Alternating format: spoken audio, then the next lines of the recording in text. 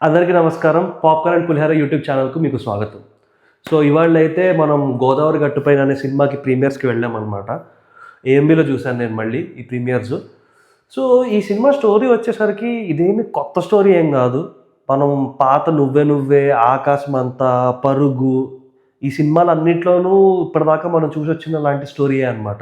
So ఇప్పుడు నేను చెప్పిన ఈ రిఫరెన్స్‌ల వల్ల మీకు ఆల్రెడీ అర్థమైపోయి ఉండుంటది స్టోరీ ఏమై ఉంటుందని.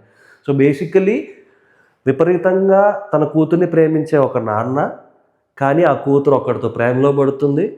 అది తర్వాత ఎన్ని మలుపులు తిరుగుతుంది, ఎక్కడ ఆగుతుందన్నది స్టోరీ. బేసిక్ స్టోరీ అనమాట. ఇది ఇప్పుడు మన 'గోదావరి గట్టుపైన' స్టోరీ గూడా అదే. లిటరల్లీ అదే. సో ఇప్పుడు మనం ఆల్రెడీ చూసేసిన స్టోరీని మళ్ళీ తీస్తున్నప్పుడు మనం ఎక్స్‌పెక్ట్ చేసేదేంటి? కొత్తగా ఏం చూపిస్తారు దీంట్లో అన్నది. ఇప్పుడు 'నువ్వే నువ్వే' గానీ, 'ఆకాశమంత' గానీ ఆర్ ఈవెన్ 'పరుగు' గానీ ఈ మూడిట్లోనూ కామన్ ఫ్యాక్టర్ ఇప్పుడు నేను చెప్పిన స్టోరీయే. కాకపోతే ఈ 3 చాలా డిఫరెంట్‌గా స్టాండ్ ఔట్ అవుతాయి మనకి. ఎందుకు? అవి తీసిన విధానంకి. బట్ వేరాజ్ ఈ సినిమాలో ఆ కొత్తదనాన్ని వీళ్ళు చూపించే ప్రయత్నం చేసినట్టయితే నాకెక్కడ అనిపించలేదు. బికాజ్ అసలు ఎక్కడ ఏమీ కొత్తగా లేదు. ఇట్ వాస్ ప్రిట్టి రొటీన్ అనమాట.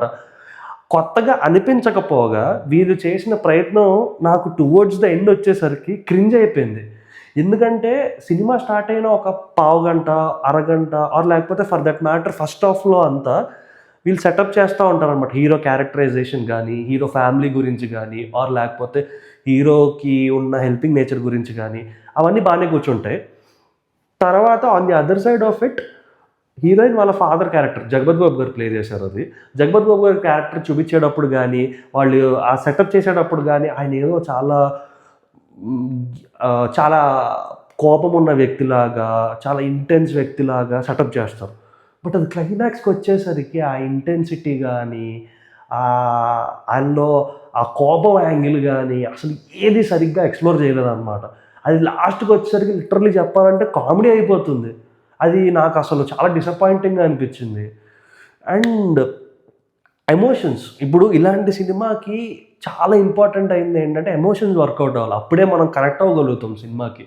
సో ఈ సినిమాలో మనం ఎక్కడ వీళ్ళ ఆ అబ్బాయి, అమ్మాయి లవ్ స్టోరీకి కనెక్ట్ అవ్వలేము.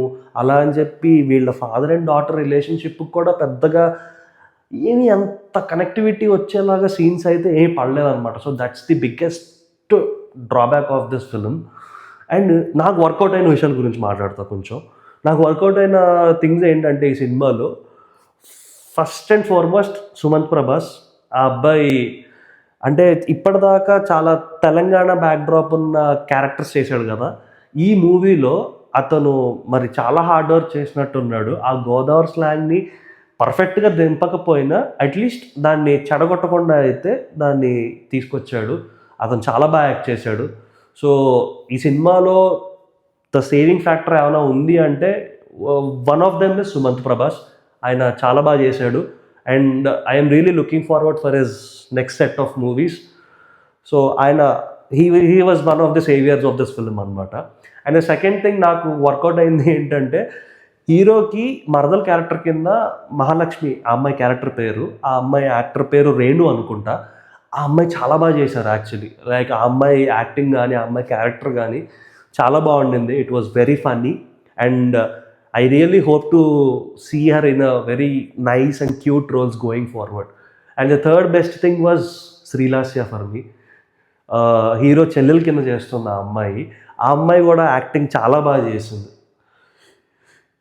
మీరు ఏమన్నా సర్ప్రైజ్ అయ్యారా? నేను హీరో మరదలు, హీరో చెల్లెల గురించి మాట్లాడుతున్నా. కానీ ఈ లైన్‌లో ఎక్కడ నేను హీరోయిన్ గురించి మెన్షన్ చేయట్లా.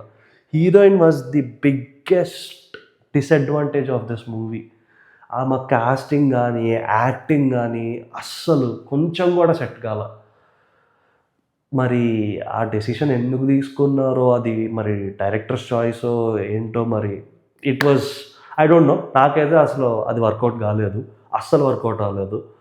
ప్రాబబ్లీ ఆ అమ్మాయి ఆ హీరోయిన్ క్యారెక్టర్ కింద చేసిన ఆ అమ్మాయి మేబీ వేరే క్యారెక్టర్ సెట్ అవుతుందేమో గానీ, ఈ సినిమాలో అయితే ఆ అమ్మాయి నాకసలు సెట్ కాలేదు.